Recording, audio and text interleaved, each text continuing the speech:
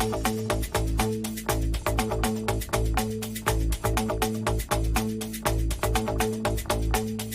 is the North End. This is the North End.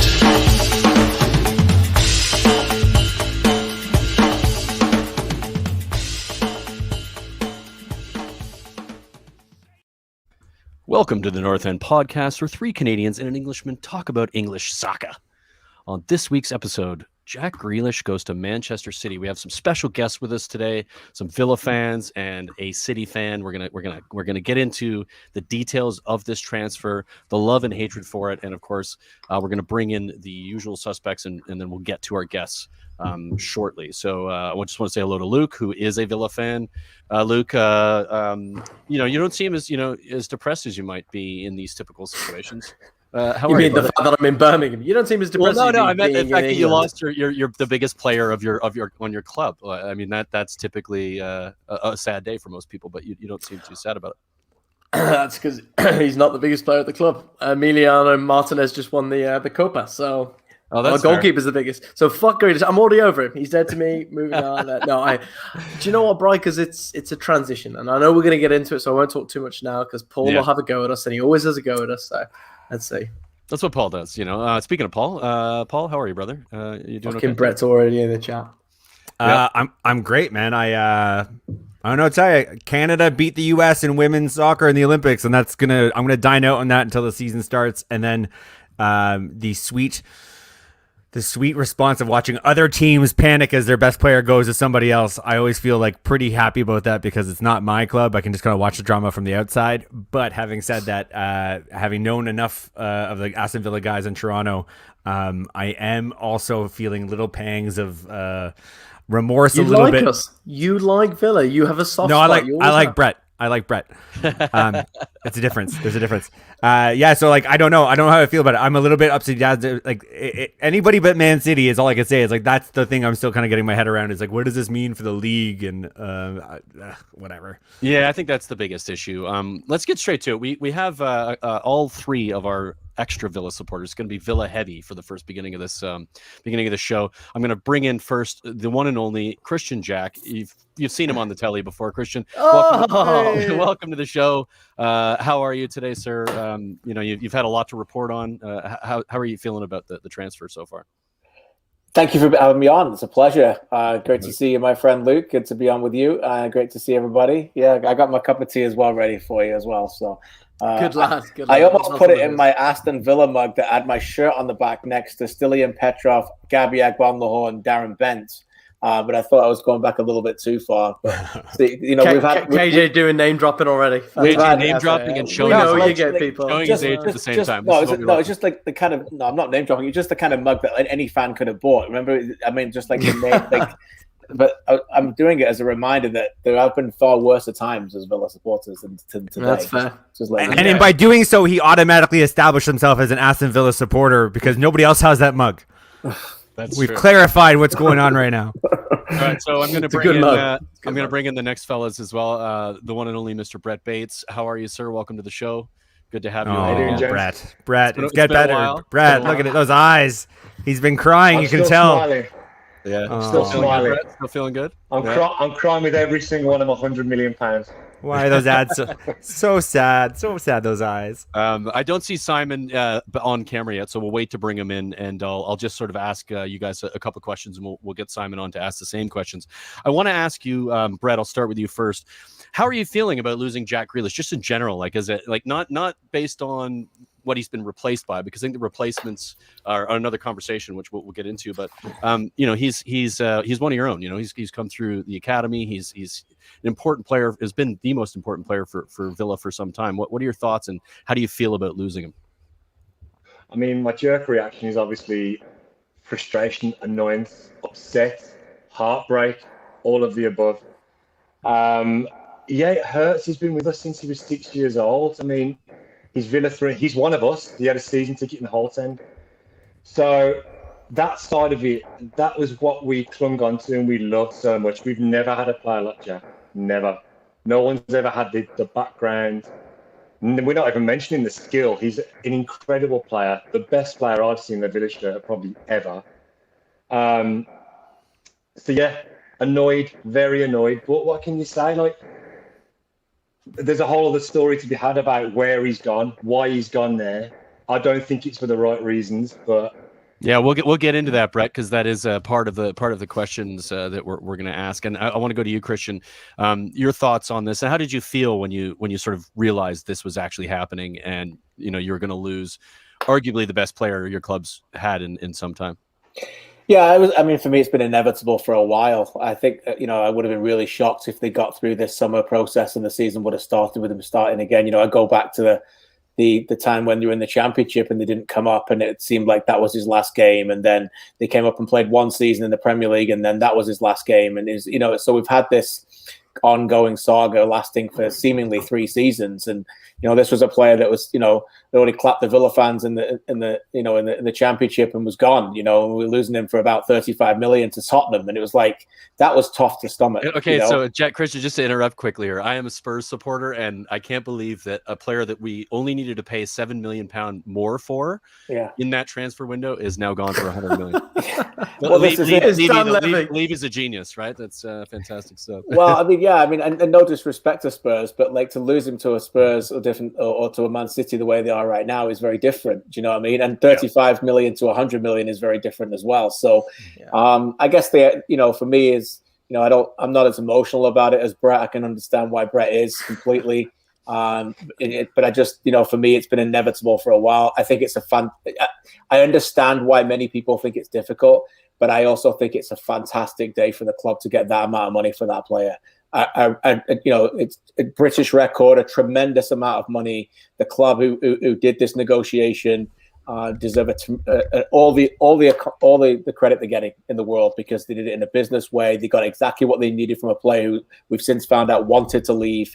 When players want to leave, it tends to get a big discount, and you don't have a lot of say when you do it. And they kept it professional. They got the money they needed for him, and already have invested it before as well. So you're not going out in the market with rich pockets where people saying we're going to, give you overpriced. They've already done their business. So, I've got a ton of respect for the way that this club has been run over the last 3 years. We've seen it run a lot more poorly than this. So, there's a lot of things to be positive about on what I'm sure is a difficult day for a lot of Villa fans. I was saying to Luke just before we hopped on here about the difference between, I watched the video of your chairman, explaining what the transfer was about, why the club did it, and the fact that they had brought in all these other players to ensure that, not only that they were replacing Jack, but they were replacing all of the things he does for the team. It's the goals, it's the assists, it's the being a captain. He offers so much to the team. They brought in 3 very good players, which we're going to get into. I do need to bring in Simon though, because Simon is with us now, and I want to get Simon's thoughts. Simon, welcome to the show. How are you, sir? Hey guys, how you doing? Yeah, very well. I was very good until the last couple of hours, I guess. A little bit like Brett, I was listening in there. Lifelong Villa fan from Birmingham myself, and it stings. It really does sting. Stop pretending you're not Chuck Liddell. Like, this ends now. It's absolutely ridiculous. Simon actually looks like everybody I imagine in my head what Birmingham folks looks like. It's more like Simon, less like Brett, and definitely not like Luke. I was going for the Jed in that look, actually. Luke's a Peaky Blinder. What are you talking about? I'm Birmingham too. I was born. Oh my God! I was born in Edgbaston, so yeah. I was born in Edgbaston as well. St. Chad's Hospital. There you go. A little Birmingham, reunion, family reunion here going on. It's fantastic stuff on the North End podcast. Simon, you did explain as you started this that you were you're a bit sad. Tell us a little bit more about how you feel about the transfer. You got a lot of money for the player, obviously worth that amount. I think he was valued at £60 million, if I'm not mistaken, on transfer market. So you got 40 million more pound than you normally would have gotten for a player of that quality, and it, of course, was able to reinvest it. So what are your thoughts on, or just your feeling of it generally, and we'll get into sort of some of the other details. I really don't have one feeling. I think, again, it changes from minute to minute. It really does. I mean, like you said, the $100 million, the £100 million that we got for him, and the 3 players that we brought in definitely softened the blow. But again, as a kid growing up, standing on the Holt End, wishing that I could play for Villa, I still struggle to understand how you could rip yourself apart from that family. And that's what I'm really struggling with at the moment is I get the fact that you want to win trophies, but he could have been a hero. He could have been like lifetime hero at Villa Park, and not going too far, but he would have had a statue outside the Holt End. I mean, a legacy that not only for him and his father, who is Villa through and through, but future for his kids and all that kind of stuff. I think he's lost that opportunity now, but I wish him all the best, except when he plays for Villa, obviously. I don't know whether I want him to win trophies at this point. I want him to have a little bit of regret. Maybe that's me being selfish. Simon, they're not real trophies anyway. It's for it's well, for it's been there's an asterisk floated beside around every trophy, right? Yeah, it's been floated around, isn't it? Yeah, you explain. I think you did it in a social media post. What it's like to win a trophy for Manchester City compared to what it's like to do for Villa. What was your what was the line? I think we called it. I think winning a trophy at Man City is like losing your virginity to a prostitute. It technically counts, but it's not really true, is it? And I think it is. And I think Simon and Brett have got something that I don't have. I wasn't raised in a typically football family. My dad was a rugby player. I was a disappointing rugby player. Many a disappointment, but that was a big one. But I played my whole life, and I was a Villa fan from a young age. But with Brett and Simon, you have this kind of this heritage, this love. Like Brett is the Jack Grealish without the talent. Brett is absolutely Jack Grealish. Just unfortunately, just wasn't a world-class footballer. But it is heartbreaking listening to. Yeah. Well, only just. But like hearing Simon speak, I've known Simon for a number of years now, and like I've always loved how passionate he is about this, and it is true. Like this, it stings a little bit. This, like we've had cases of this before with Villa. None of us have forgotten Fabian Delph a number of years ago, like giving this big speech on the Dwight York. Loads. There's been a number of these that have done like U-turns and stuff, but this one stings a bit because I think right now we're seeing a Villa that are starting to rejuvenate, starting to kind of generate a little bit more interest into becoming that potentially big team that they were in the late 90s, early 2000s. And it just seems a bit sad. Like for me, I personally, Brian would have loved to seen him do one more season. I don't think his value would have been not. I still think he's got 4 years in the contract. I think 3 years in the contract, he's still worth a good whack of money. And I think we would have gone, you know what?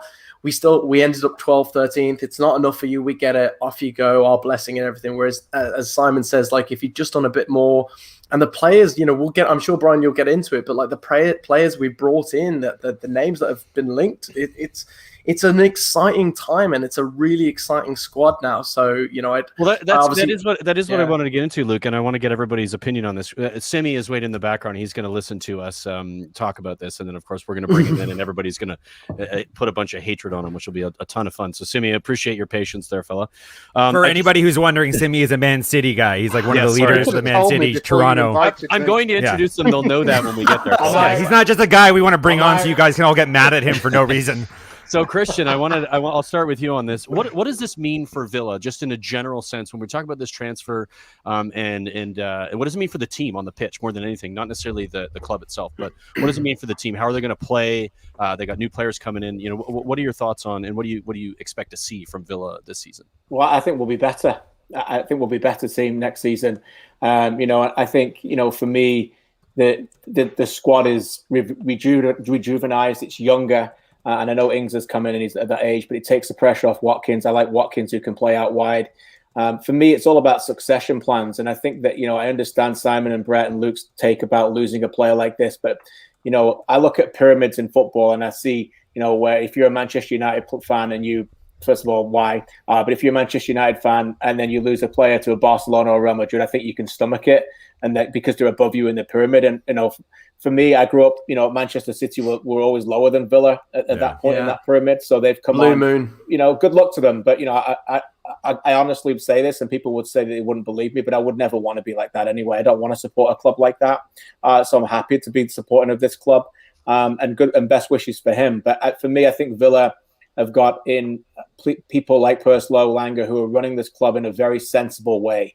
That you've always got to have succession plans. We could be talking in a year's time where Liverpool have spent £60 million on Ollie Watkins. That is a genuine possibility because he's that good. Yeah, sure. So what do we need to do to replace him? You could be talking in a year's time where Douglas Luiz has gone to a big Champions League club for 50 to 60 million pounds. Another genuine possibility. These are all difficult things for us to stomach, but you've got to think ahead of time to rejuvenate the squad and make sure that at the end you're not where we were in 2015, where we're just over budgeting and terrible players and relegated. So this is why Bailey coming in at 23, you hope that eventually he can be a player that other clubs can say, okay, maybe we'll spend money on him and he's going to have a great year for 5 years. So I think, Brian, to your point, I would rather have Buendia. I would rather have the players that we brought in. I'd rather have Ings. I'd rather have Watkins out wide. I'd rather keep Douglas Luiz with an extra contract than have a Jack Grealish, Wesley, Nakamba, and Barkley. Do you know what I mean? For me, that's just the way. Good point. So it's a more balanced squad at that point, right? Far more balanced squad. And yeah. to Perslow's point today,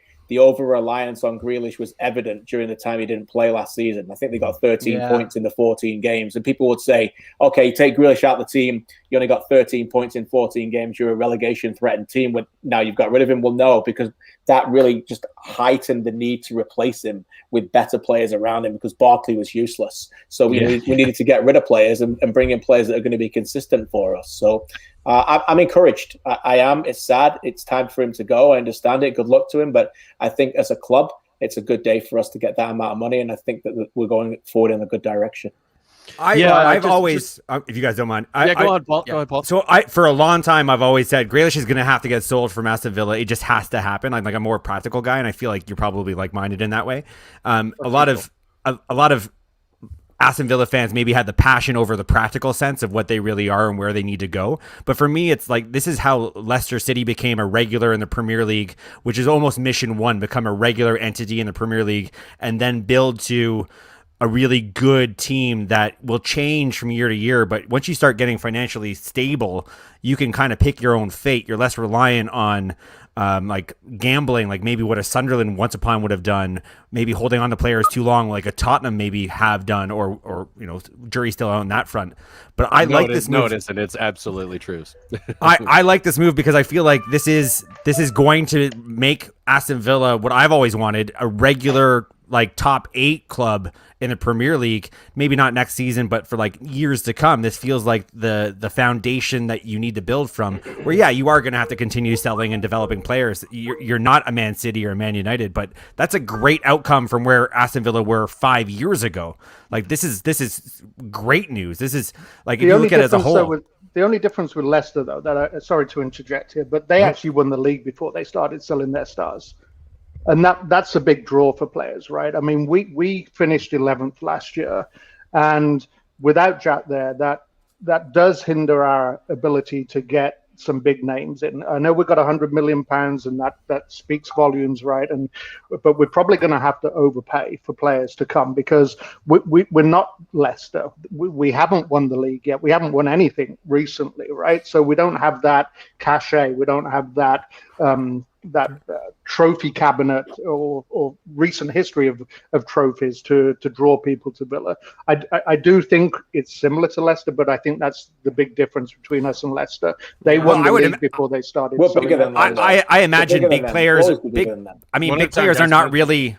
Leicester don't go after big players. I just don't think you're going to be going after quote-unquote big players. I think you guys are going to now have to be very reliant on your scouting and get the next Ndidi before he becomes... Like, you're going to have to live in that sweet spot where the occasional good signing of player we've kind of all heard of before, but you're not going to go get the quote-unquote big players. But that doesn't mean you can't be successful. Like, you can still carve out... Our academy is really good. We've got an excellent academy. We've just poached the head of... We've bought everyone. The West Brom academy. So we're bringing up. I felt sorry for him in a way. We're kind of nitpicking their best talent and putting them in our academy. We've taken everyone, I totally agree. And the only worry for me right now, and Brett, I want to ask you this, because you really have your ear to the ground on this one, is that right now we've just got 100 million. I think you'd all agree it's a lot of money, and then 100 million buys you a lot, but there's a bit of a worry for me now that we get to the situation where United have been cornered a couple of times where, like, when it was the Maguire transfer and stuff, where people suddenly start putting huge levels of money on certain players. Now, one player that we've been linked with, and it looks likely that we're going to at least have a formal bid for him, is Todd Cantwell from Norwich. But there's talk now that Norwich will not move unless it's 40-50 million, which is, to think to pay 50 million for Cantwell, for me at least, is absolute madness. I don't think he's justified anywhere near that, maybe 25-30.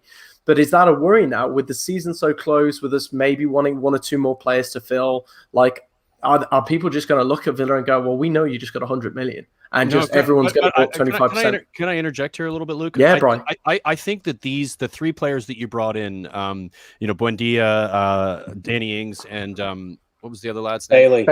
Bailey, thank you. I think those three players were bought knowing Grealish was going. They weren't.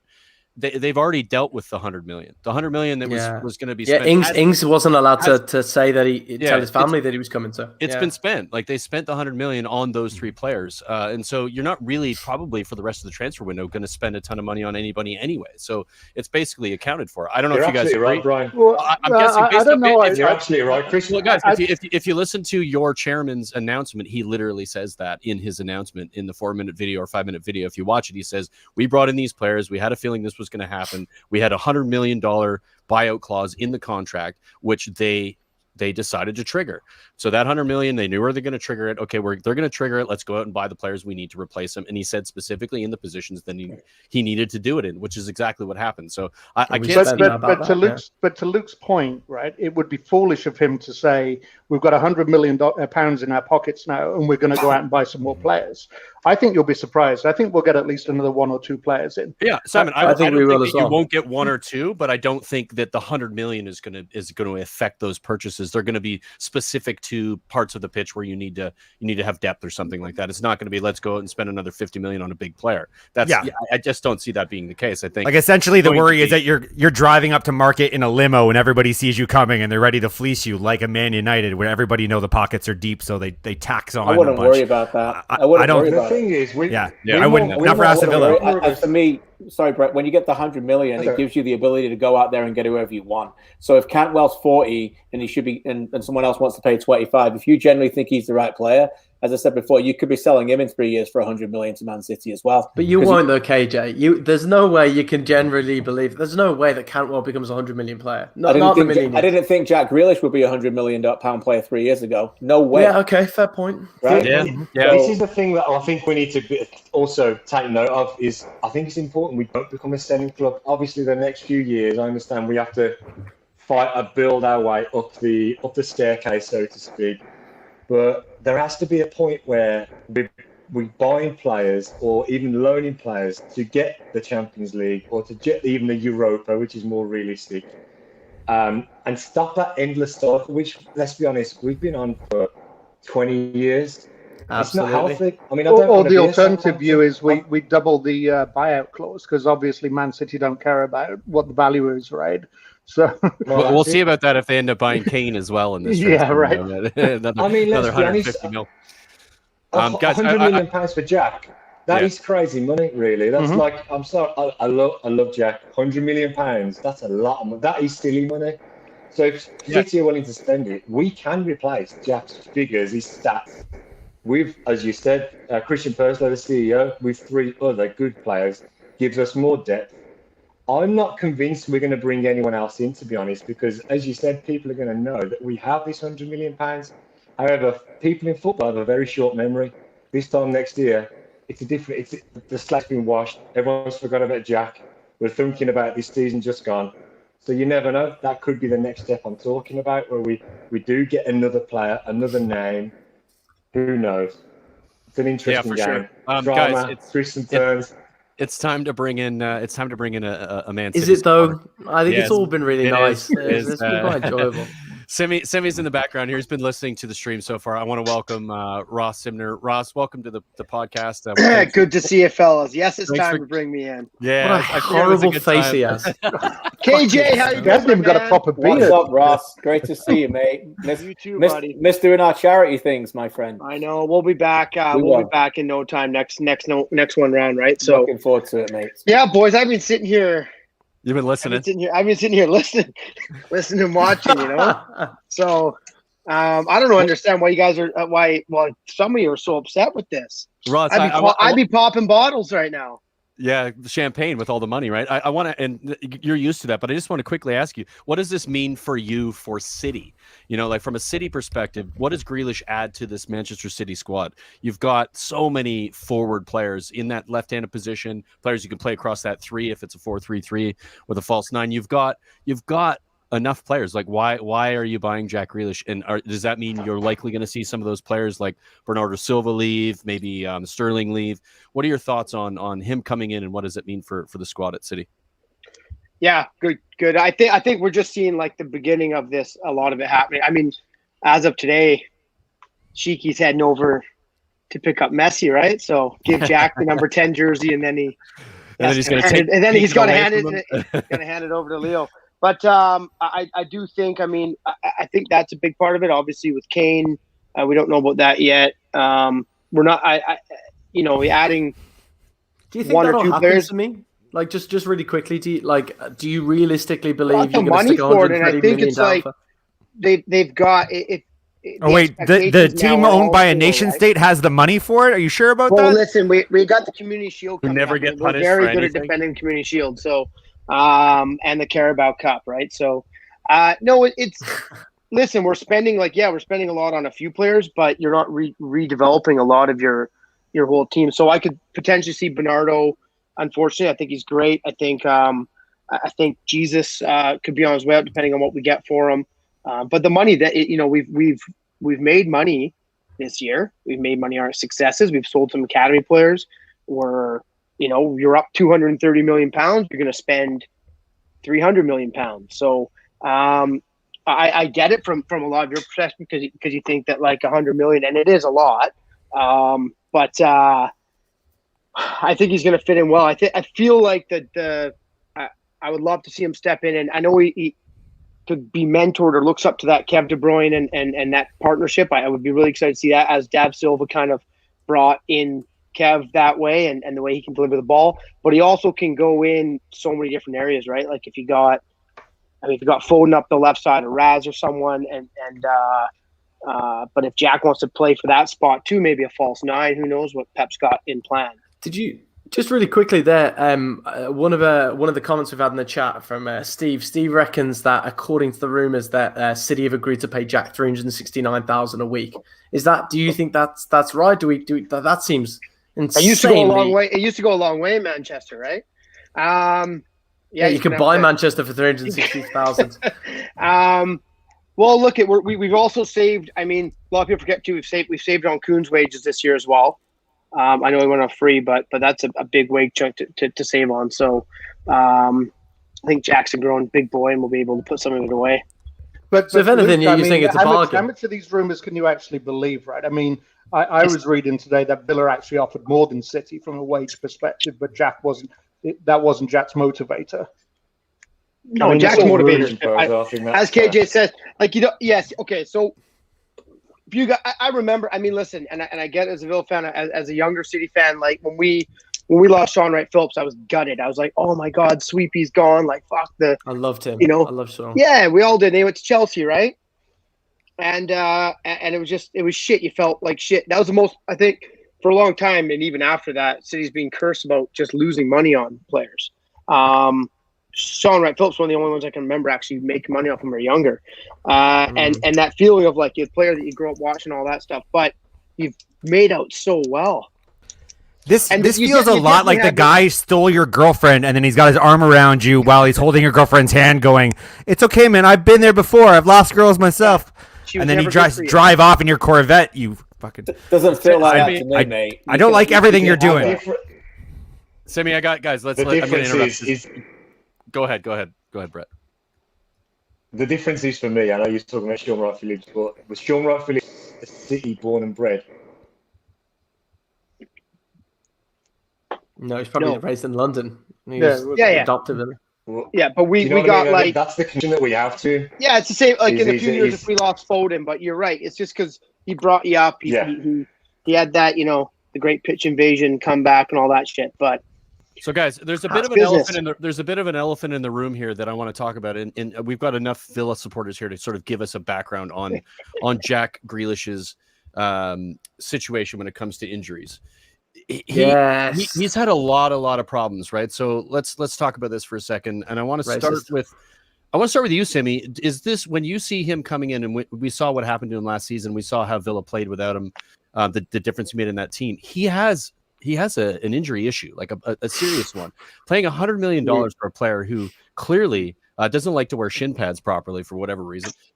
Even though we love to hate it at the same time. What are your thoughts, Simi, on the risk of bringing him in and dealing with the fact that he has arguably some of the worst injury issues we've seen from a player at the highest level? I like how there's an image of him beside a hooker in bed, and you're going, it's all about injuries. It's just whoa. We can't be making claims that she was a prostitute. We don't know that. He's a naughty boy. He's a naughty boy. He's definitely a naughty boy. He's definitely a naughty boy, and so there are other risks. But the injury one for me, from a footballing perspective, when you spend £100 million on a player, is probably the biggest risk. The other stuff, he's getting older. He's gonna get out of his system a little bit.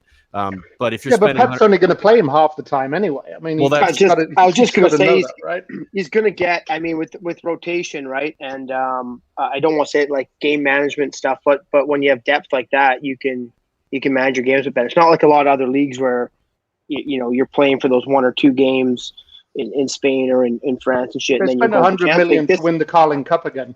Yeah, right. So they're actually coming in. Like I think. I mean, listen, when guys get injured like this, when they get proper treatment, they got proper proper care, and cities.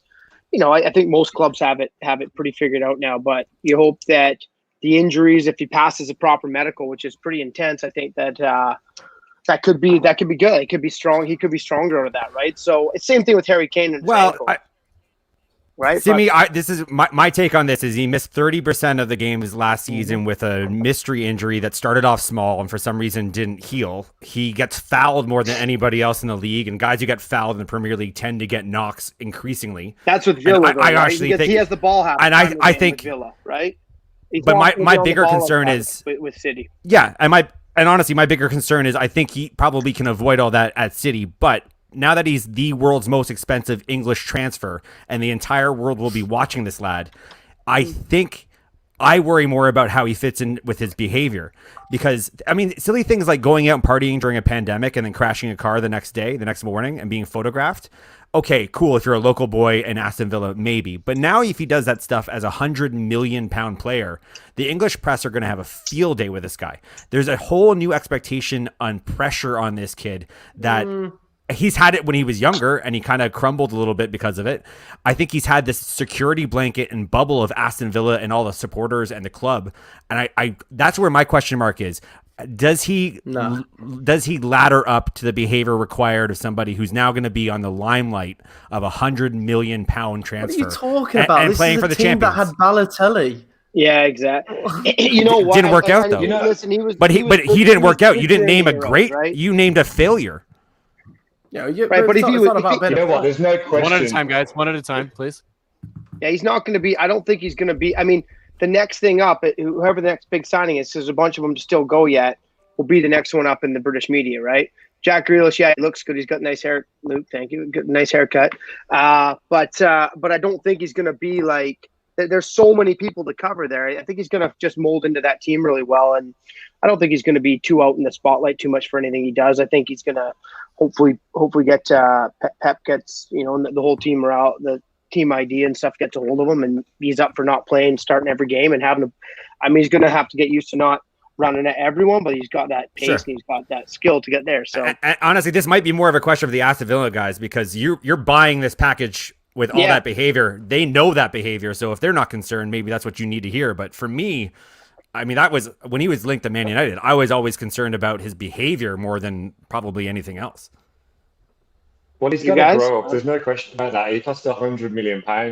So, as you are right, if he messes up now, he's going to be in the. I mean, he was bad in the press before, but in the past he had Villa fans sticking up for him because we saw him as one of our own. Whereas now I can't see City fans doing the same thing. If he does what he's done while he was a Villa player, everyone's going to be on his back, including us now. So I don't know. He's definitely got to grow up. There's no question there. The cheeky chappy thing isn't going to work at City. He does have quite a big ego, and maybe he does need to knock it down because he's going to a club where there's got a ton of other big egos, and rightly so because there's a lot of talent there. So, guys, I want to bring in Christian here real quick on the sort of style of play situation. That's literally what I wanted to do as well. Great shout. Okay, cool. Yeah, I think how does Jack Grealish integrate into Man City's system and how they're playing? Does he play off that left like we've seen him at Villa? There's rumors of him playing it as an 8 even, which I thought was a bit surprising. And you probably know the player. Well, you do know the player better than I do. So, how do you see him fitting into the squad, and what will City probably need to do to fit him into the squad regularly? Well, Pep Guardiola, first of all, it has to be said, has almost made every single player he played who worked under better. And I think Grealish will be better for it. I think, again, back to my point, I think he'd peaked at Villa, and I don't know whether he could have been any better next season than he was last season. I generally think he could have taken another level on, but I'm not sure how much he could have gone. And I'm excited as a fan of him and as a fan of the sport to see what he can become, because as of right now, I don't think he's a world-class footballer. And that's hard to say of a £100 million player, but I don't think he is. I think he's a very good player, but he's not the player that was guaranteed to start for Gareth Southgate at the Euros. Why? Because there's problems with him defensively, and he's a bit of a liability. So, that's a fact. That's why Southgate didn't trust him to play in the England team. And so Guardiola's got to work on that fact. Guardiola has to make him a better player. And there was a reason why Foden was getting chosen ahead of Raheem Sterling at the end of the season, because Guardiola didn't want to play in a 4-3-3 with pacey wingers. He wanted a genuine playmaker in a number 10 in a wide position. So that's what Grealish becomes. And you can I completely disagree with the defensive comment about Jack. I think people underestimate his defensive abilities. I mean, yes, he's not a wing back, but he does get back. He does get stuck in. And he drops deep as well when he needs to. I mean, the reason Southgate didn't pick him is, well, probably not. My words wouldn't be right for this podcast, but you can swear all you like, Simon. Not a problem. Southgate, I firmly believe Southgate had a problem with Villa and didn't pick him, and was angling with authority. Simon, I totally agree. Well, I would encourage you to go back and watch. I would encourage you to go back and watch Grealish against Denmark when he came on, because he was a defensive liability in that game. Yeah. There's no question about that. I understand what you're saying. He puts a shift in. He works really hard for Villa, and he had to. He's the captain. He's the big man. He's the talisman. And at Man City, I think he can go to another level without the ball. But, for me, that's the area that I think that Guardiola will get him better. Mm-hmm. As I said, I think there's another level in him that they could try and get it out of him. And if they don't, then he won't succeed there. Ultimately, he's not going to have the rhythm of playing every single match. Raheem Sterling just become the golden boy of the Euros, but wasn't playing for Man City near the end of the season because of that. Well, there's linked with a transfer out, isn't he? And just to follow up with that, KJ, like you do this. This is what I wanted you on. Like you do this for a living. You analyze. So like if you're setting up this Man City team, and obviously I want to ask Ross this as well, but like where do you like first game of the season, second this game of the season? Do you see Grealish on that starting 11? How do you see that setting up? Yeah. Are they playing an out-and-out striker? Because realistically, Jesus wasn't really doing it. They've played without an actual real striker now for the last end of the season. Like, how do you see Grealish going into that City team? I think he'll be given a number of opportunities to succeed. I look at him as a bit like Mahrez. Mahrez has got a little bit of like a Grealish in him as well, and Mahrez has gone to a completely another level under Guardiola. Yeah. In fact, I think he was probably the best player for Man City for large periods of the Premier League season last year. He was that good. So I think for me, you look at a player like that and you think, you've got to give him opportunities to succeed and play in that wide area. Where does he play him? Foden can play a little bit more inside as De Bruyne with Bernardo as 2/8. You still got Rodri there. They don't like playing strikers, so whether they get Kane or not, I don't know whether they're going to play. De Bruyne can play there. Sterling can play there as he's played through the middle a lot. But I think to Brett's point, I think he was the one who nailed it before. Jack Grealish has this excited story because of where he's come. It's almost fairy tale storybook Roy of the Rovers, right? That's what he's become. And now he's not got that anymore. Now he's this £100 million superstar with all the pressure, and we know the British media and everybody over there in the cutthroat world of what England is will want to cut this down as fast as he can, as fast as he's reached the summit. And so he's going to have a lot of pressure on him, and that's where Guardiola, I think, will have to be the one who has to really work on him and make him a better player, because I think he needs to be to consistently make a difference at the top level for Manchester City at a high level, because it's a completely different level than what he's been playing at for Villa in England. Yeah, 100% for sure. I absolutely agree. I just want to quickly ask Simi, if you don't mind. Does this transfer change City's approach for a striker, particularly Harry Kane? The $100 million spent. Do you think City as a club is going to spend another $100 million on another player? 130 is what arguably is being asked for. Is that realistic for City, or is that a done? Yeah, is that deal done now? I was reading the commentary, bring back Sean Goater. So, and we were in that position quite a while ago, and he's feed the goat, he'll score. To KJ's point too as well. I think Jack. I hope, and the team will be feed him. He'll be in different positions to score this year, right? He'll be different positions to make plays this year. So, whether that happens early on or not, I think, like I said about Mahrez, he came in. Pep obviously loves him. And came in, had a pretty good high, and then took a couple dips before he came back. I think probably one of the Prem's best players this year, after probably when we started winning in about November, mid-December. To your point, I think we are I think we are still interested in Kane. I mean, if you have a chance to do it, and there's not many clubs that do have a chance to do it, and it's, the objective, the goal this year, the objectives now is in this ever-changing world of football, you're going for all four. So you have to be able to say you're either going in on it or not. And is it preparation for a potential transfer ban that we might see coming to Manchester City? Sorry, No. Fingers crossed. I'm just kidding. No, we're running a very viable business. I had to chuck That's that in it, there. yeah. For fun, yeah. Do you know what's so annoying having fucking Simi on it? Because I want to hate him so much, but I like him. I've always liked Simi, and it's the most frustrating thing in the world. I met him through KJ's charity events. I met him through us, and I've always liked him, and I hate that I do. But There's a funny story, Luke. You haven't always liked me. Me and you played against each other like men's league footy quite some time ago before you met. And he had a clash in the midfield. Oh, we did actually. Yeah, oh, we and did. it was like fucking stare you down, and he was like, you didn't mess up his hair, did you? No, one of his big defenders came and helped him out. So big. I bet it was Brett. Yeah, probably. It could have been Rory. Actually, he's a but strikeout. He's a dirty bastard. Yeah. There he is.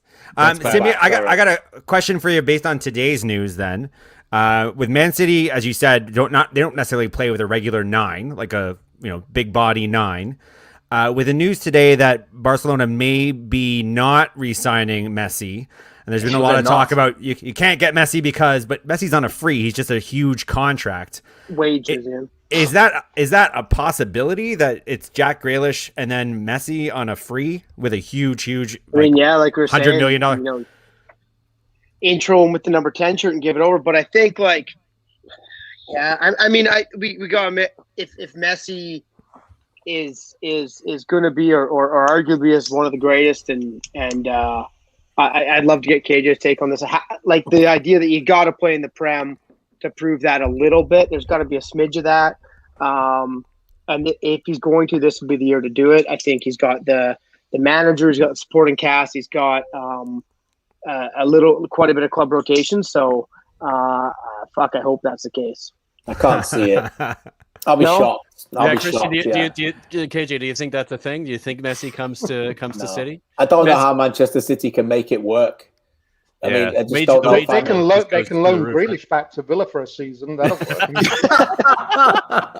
That's a good shout. Can you imagine? I like that. Yeah. No, I just don't think it. I just can't see it. I mean, Where does he go though, KJ?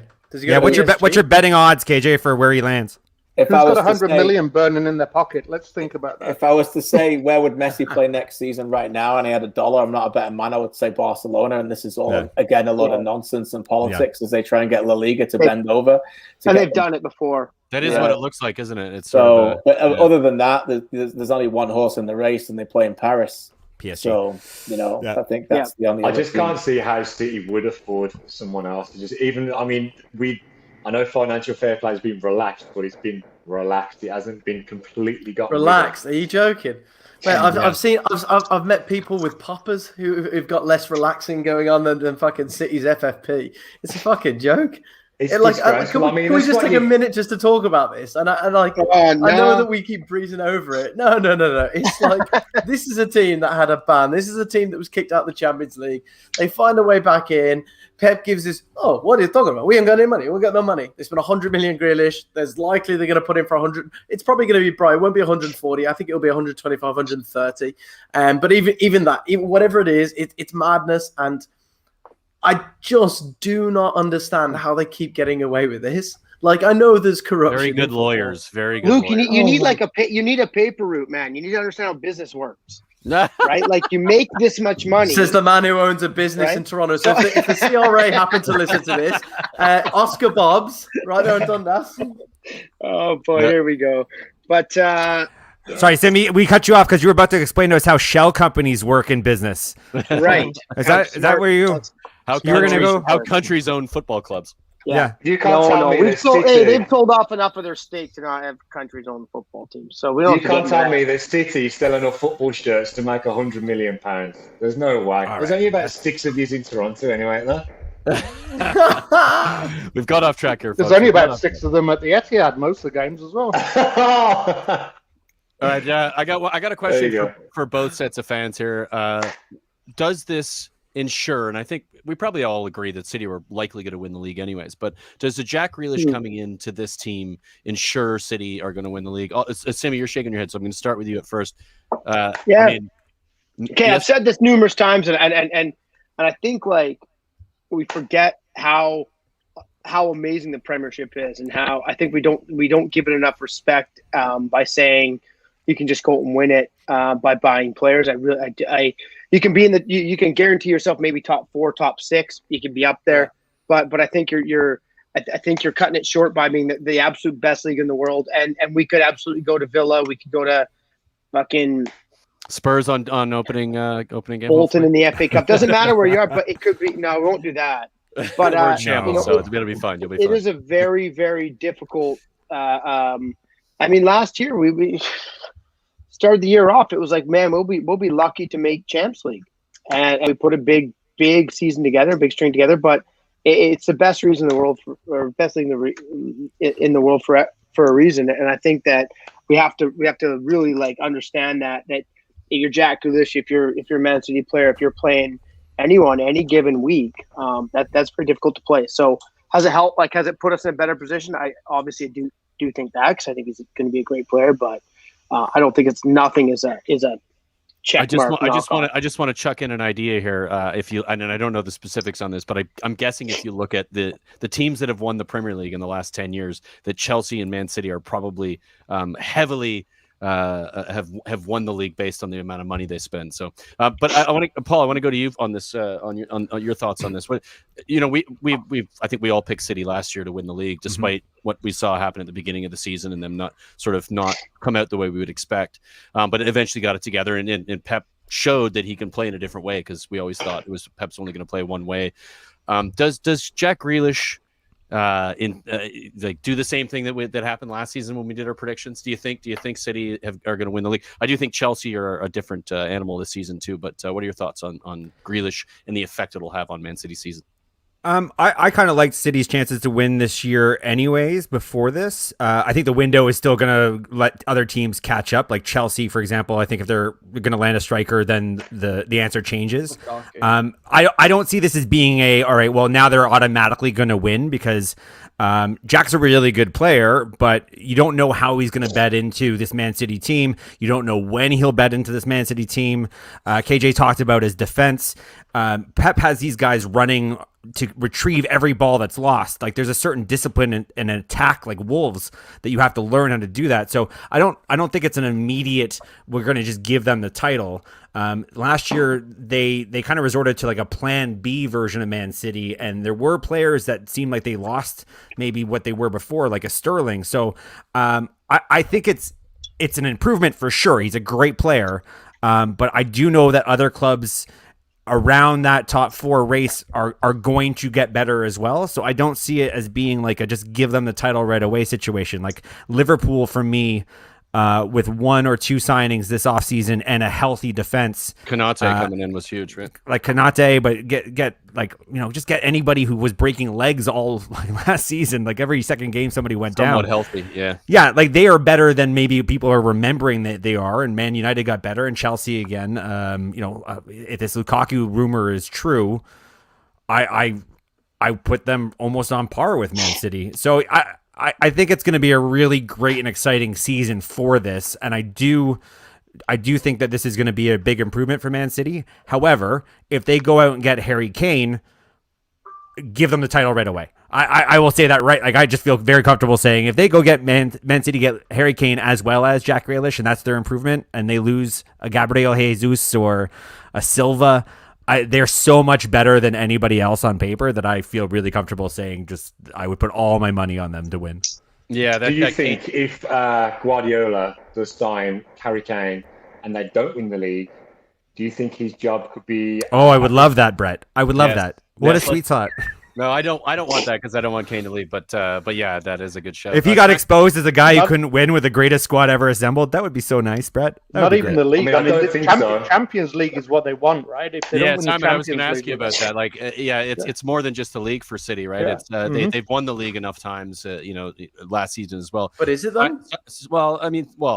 Arguably, I think from a league If they perspective, win the Champions League and lose the Premier League with buying Harry Kane, is that a successful season? I'd argue no. I think they need to win both. Well, Simon was yours. I want to bring Simon in here because he's been quiet for the last little bit. But I'm just curious: is the desire to win the Champions League for City, is that the thing that matters more than anything? The league they can sort of expect to be competing, but they've gotten so close, especially last season, to doing something in the Champions League that they failed every time. Is this their year? Obviously, I'm not a City fan, so I don't know what those guys think. But as a supporter of a club that has won it, for me, it absolutely is the pinnacle of club football, right? And you chucked it in there. I love that, Simon. It's easy to say that the league is the priority when you win the league 3 times out of 5 years, right? Or whatever it is they've won. But I cannot believe for a second that City fans wouldn't give their right testicle to win the Champions League.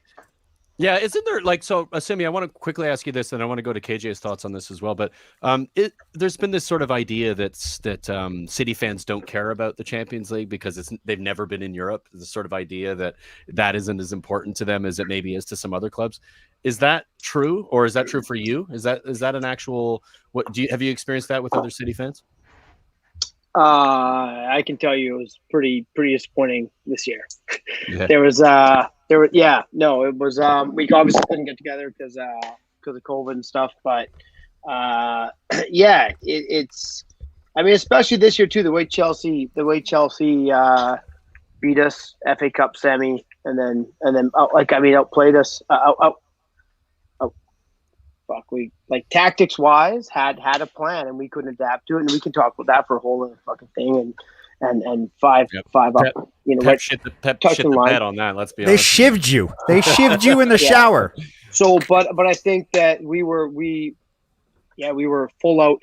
Maybe to expecting to win instead of realizing what position that was in. And I don't know if we would give up the league this year, but if we don't get it next year, if we don't make a big Champions League push next year, it would be really hard for me to say that next year. Again, I value the Premiership a lot, but as Simon said, we win it too often, so that doesn't count. So yeah, I'd probably take the Champions League next year. And if I could put a perspective on it from my point of view as well, right? So I'm an old bastard. I'm 53 years old. The only trophy I've not seen Villa win is the FA Cup.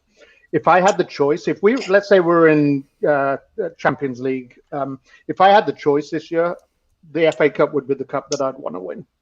Just because I've never seen us lift it. And it's such a prestigious trophy, right? Yeah. Again, you can go into all these competitions every year and year over and be the favorites and come close or whatever. But the FA Cup is the one trophy that I've never won. And that would be my one dying wish, is to see Villa lift the FA Cup. Well, speaking of... Simon, go ahead, Brett. Go ahead.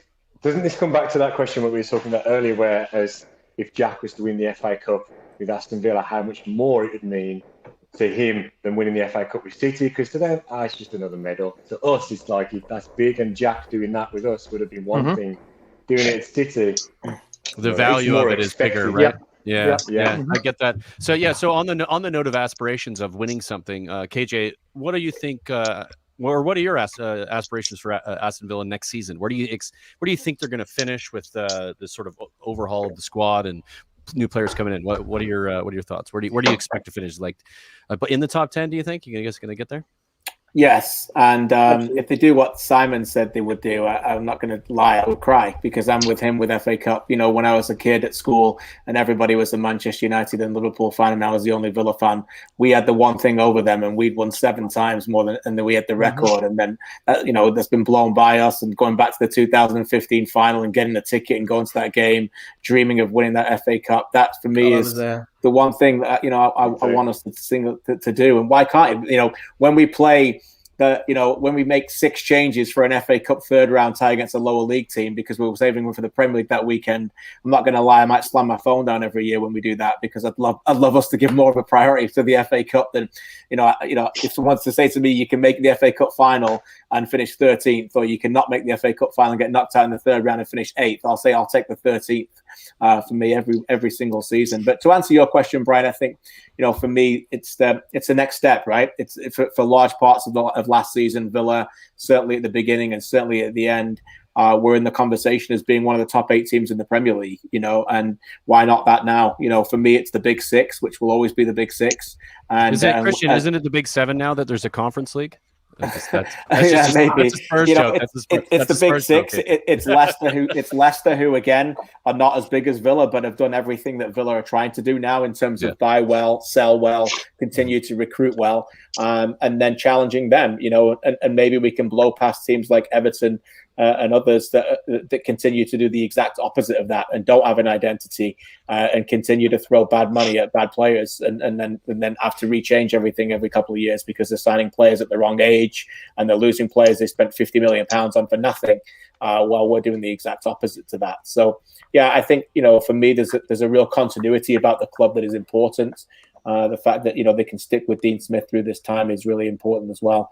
And just a quickly one on Guardiola. For me, he is undoubtedly the greatest manager in the history of the sport. But for his legacy to be really defined at Manchester City, he has to win that trophy. He has to win the European Cup.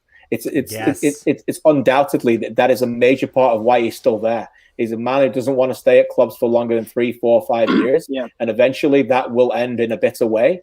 But he will still stay there because he is driven by winning that. That's why he overcomplicated it and got it wrong in the final against Chelsea. He's got it wrong many times. They have to win that trophy. And he will tell us that the Premier League, and he's right to say the body of work, and they'll cry on the pitch in his Sky Sports interview, and he get his medal, and I understand it's all genuine and real, but that trophy is what he needs. And and for me, they will go as far as their defense. We can talk about what a great day it is for me with Grealish. And, if Ruben Diaz gets hurt on the first day of the season next year, they ain't winning anything. Okay. Depends if Laporte stays and we got that 3 guys, but you're right. Well, you've got Diaz, you've got Laporte, you've got Stones, and, you've got these players, who are arguably some of the best defenders in the league. But that's what City's about. When they went on a run last season, they had 17 games run. They only conceded 3 goals. One was a free kick. It wasn't as much scoring goals as it was. Yeah, they are the best defensive team in the league. And when Liverpool were brilliant, they had Van Dijk, and now Konate's come in, and Gomez is back. Defensively, that's where Man United want to get. That's why they've got Varane. You'd be the best defensive team. Right? You win the league. Absolutely. I couldn't agree more though. Like Pep Guardiola, by the way, we had this conversation last season. Without Champions League, he's failing. He's at that point right now. Like, you can't spend $1 billion during your tenure as manager and have the goal of Champions League and not win it. Like, that's a high standard. That's a ridiculously high standard. But I mean, that's where he's at right now, and that's how I feel about that. Anyways, so I have a question that this is a kind of a self-serving fantasy football question. Ollie Watkins and Danny Ings, is there any way Aston Villa can have a system that accommodates both of them? 100%. Absolutely. Somebody tell me how that works. Watkins played wide for Brentford. He's only recently become a number 9, and he works his you know what off. And in a system where you've got to press from the front, you could argue that he's actually better out wide because he can make runs inside. And Ings is very intelligent that way. They will play a lot of games together. Does he play on the left out wide, or is he on the right? Left. And what's the system like? What are we playing? A 4-3-3, or what do you think it's gonna? For me, against the top teams, John McGinn plays as your advanced member of the midfield 3. But against the other teams, 26 games in the Premier League, Buendia plays as your 10, and you're playing 2 guys behind him, right? Which is probably Luiz and McGinn. So you can't do that. You probably can't play them 3 against the top teams, and Buendia moves wide. But for me, other than that, you play your 2 holders in an ideal world is John McGinn and Douglas Luiz, and then you play Buendia as a 10. You've got a mixture of the 3. You can play, Ings, Watkins, Bailey, the guys from last year, And to build on I that, love that. The beautiful thing that we have this year is the ability to mix it up, not to play the same formation game after game after game, and not wonder who's going to come off the bench and change the game. That is going to rely on the manager doing this, and this is the criticism I had of Dean Smith, and where I sometimes get I think there's rose-tinted glasses by Villa fans sometimes.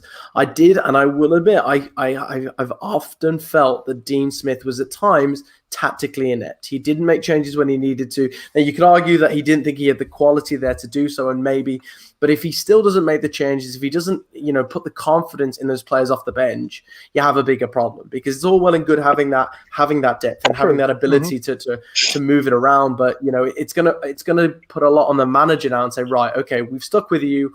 You've done a decent job. You're a Villa boy. That's great. Now you've got an actual squad. Now you've got actual ballers. Let's see you actually use these players properly. And that's my only thing now where I'm starting to go, I'm not sure. Like, we've spoken enough about how much I fucking love Danny Ings, and I absolutely do. And I hope Ings bags 25-30 and is off to the World Cup with England next year. He deserves it more than any other striker. I love Ings, and I think he's bust his ass after having a horrid time at Liverpool to get back into contention and that level. But that's my only thing, I think, is how tactically aware Dean Smith is with this roster.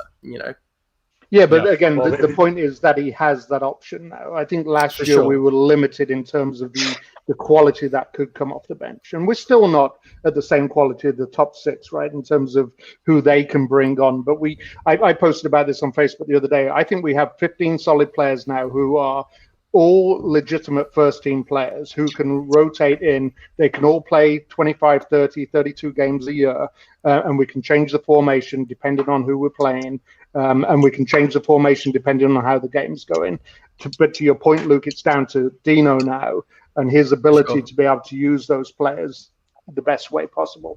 For sure. So, Simi, I want to get your expectations for City this season before we wrap up. Well, again, I'm going to start with the charity Community Shield, Community Shield in a week. So that'll be a nice easy loss to start. Yeah, Chelsea take that. So I hope. I mean, if we start the year off, we've got a lot of players away, right? Like we had a lot of players. We probably the number 1 club with all the players away. So we're starting to get guys back. Tough life for us. Tough. Very tough. Right? Struggling, Simi. You're struggling. Hey, like these guys, I haven't had time. I haven't time for some vacation mode like the rest of the lads, right? So.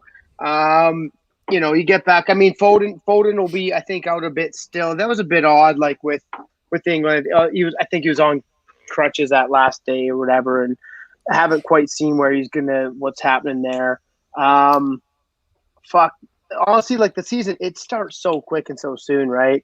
And I know with COVID and all that, with the pushback this year and everything, but man, these players, like the ones that do play and they play international, it's a lot of games. So we'll see how we start the year. I think we'll be all right. I mean, the goal obviously is everything, right? I mean, if we don't, yes, it's a letdown, just like last year. And we had the chance to. I mean, with the FA Cup, I thought that was like the one that was going to get away this year. Chelsea beat us. It was fair and square and all that shit. I was at the FA Cup, but we beat Watford. That was nice because it was Watford and they're great. They cheered until the end of the game. We went 5-0. But I think with with this year, it's Champions League, the Prem, and then FA Cup, and I think that's expectations are there and they're high, but that's what we should be aiming for. And if we don't get that, then there'll be a letdown. If you're spending money like you are, I think that's a perfectly accepted expectation. Yeah, I'm not trying to be. No, based on what we know about City and what they've done for the last 10 years or so since they were bought. That's what to expect. We're an hour and 4 minutes in. I want to just quickly go to Luke and Paul. I'll start with you, Luke. Any last questions for the panel before we sign off? No, I think they've all made good points, and Simi again great points. I remember that game you're on about against Watford, but in fairness to you, Simi, it's easy for Watford to make a lot of sound when they have more than 6 people in the ground. So it is, it's understandable. But I remember I had so true I could put my feet up, Luke. Yeah, exactly. But no, I do you know what I think it's going to take a bit of time for Villa fans to kind of accept this. It's not the same as what's happened to us before. It's just sad. I think we looked at the quality we brought in, and you put that Villa squad down with Grealish in that squad, and you go, Jesus, this is scary. So could they pull a Leicester, right? Like, who knows? Well, exactly, and that's the point. I still think there'll be a little bit of business. I still think 1 or 2. I think Tuanzebe will be announced now in the next, and I think he's a cracking addition to that team. Is to have him as a rotation player. I'm a huge fan of him. I think he's an incredibly intelligent footballer, and I think he is just. I think his injuries obviously have been Paul, you'll probably agree as a United fan, he's hit a couple of injuries, and I know that's kind of stopped him. Now, will he make the step up to United? I'm not really sure, but I loved watching him play. I think he's a great player with the ball at his feet. And my worry at times defensively for Villa was our international player in Tyrone Mings. For me, Tyrone Mings is one of the weaker of our back four. I know he's a bit more of a leader, and he has that, but he also has a number of errors in him, which the likes of Eric Konza didn't have. And Konza was consistently good with the ball at his feet. I think For me, I think if Villa finish outside the top 8, it will be sad. Obviously, I don't think we need to make those comments about City. We know where that is, but I think it's exciting. I remember being sat watching the game with Brett in Toronto when we scraped survival, Brett, and I'm us watching and Roy Keane giving off about, oh, you think they'd won something? Well, that was where we'd fallen to. The glory days, were behind us, and we had scraped survival. We scraped paying a $2.5 million tax bill a couple of years ago. So I think to keep that in the back of our minds is important. Brett, I think you'd agree. Great wrap up there. There was supposed to be a question in there, Luke, but we didn't get to one. That's fine. I didn't have a question, Bryce. It's fine. It was just a comment. The comments are good too. Paul, any questions for the panel before we sign off? Yeah, relatively quick. KJ, by the way, I'm a huge fan. I just want to get that nerdness out. Like, I want to super fan it a little bit. I miss watching you on TV. I don't love Dazin. I'm going to be clear. Can we get together and help Dazin sort some stuff out? Because the punditry is the zone. It's Dazin to me, buddy. It's always going to be Dazin to me. Paul struggles. But here's my question. I kind of touched on it before, but Lukaku signs for Chelsea. Does that dramatically, and I feel like it does that dramatically increase their likelihood to challenge for the title this season, like by a significant margin? Because that's my general takeaway, and I actually feel pretty strongly that that's going to likely happen in the next week or so. Is that something you agree with, or you think it's still a big question mark? I think it's still a big question mark. I don't like the defense, and I know Tuchel's done a great job in making them a back three. But they've still got 37-year-old Thiago Silva and Anders Christensen playing for them. So for me, Man City fans, I don't think they're quirking in the boots right now, worried about Chelsea just because they bring big Rum over. So, for me, they've got to give Timo Werner and Kai Havertz an opportunity to take over that team. You don't get a lot of patience in the high level of football. So, you invest so much money on them, and suddenly you're going to bring Lukaku in. And for me, Werner's, a bad start away from being classed as a bust and going back to Germany on loan in January, which could be quite alarming, because I think if you wait for him, then you might get another Lukaku on your hands in 3 or 4 years. He's a world-class player that you let go because you didn't build around him enough. So, I think they need better defenders.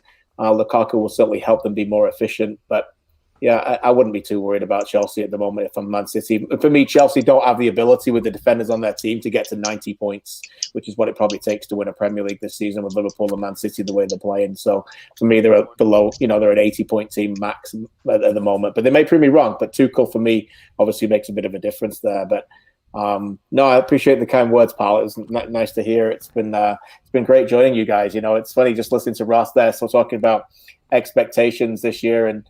Yeah, go enjoy your trophies, mate. But listen to Luke there and Brett. When Grealish scored that goal against West Ham, me and my son had tears in our eyes, and you know what I mean. To stay in the Premier League, that journey up the mountain is far better, and we may never get to the top, but when you get there, that journey is there. If you just drop off in a helicopter every year at the top of the mountain, it ain't much fun. Paul Dickoff fucking scoring that banger in to put us up was.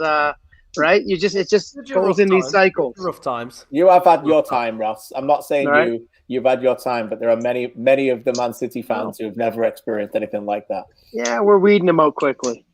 Well, all right, lads. I want to thank the panel. I want to thank Ross, Simon, Brett, and Christian for coming on, and of course my cohorts Luke and Paul. Absolute pleasure. Wonderful conversation. Really, really great job, everybody. Thank you for being here. It's been a blast. We'd love to have you all back again. Maybe we'll do another one of these a little bit into the season to see where everybody's at and how they're feeling about where their clubs are going. And thanks everybody, and we'll see you guys soon. Great. And thanks for all the listeners. Up to Villa. Still on TV. Season starts in 1 week. Like and subscribe. Come on, you Villa boys. If you're watching, like and subscribe, please, because we need to get. We're building this channel. We were just an audio channel. We can't keep working. We hate jobs. Yeah. There he goes. Hey, attaboy, KJ. KJ finishing it off. All right. Cheers, guys. Cheers, have a good boys. one. See ya. Thanks.